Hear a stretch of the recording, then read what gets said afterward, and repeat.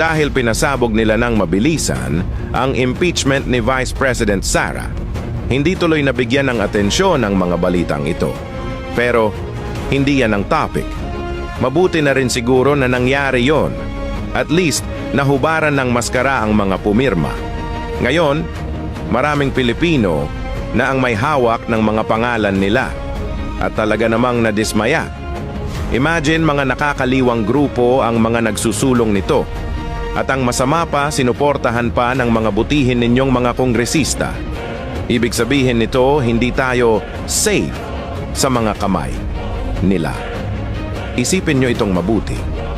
Pabor sila sa adhikain ng isang grupo na nilalabanan ng tropa ng gobyerno natin kung yung ibang pumirma ay magdadahilan ng kung ano-ano. Wala na kaming paki.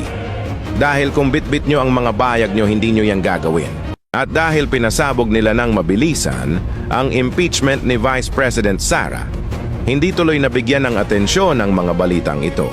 Pero hindi yan ang topic. Mabuti na rin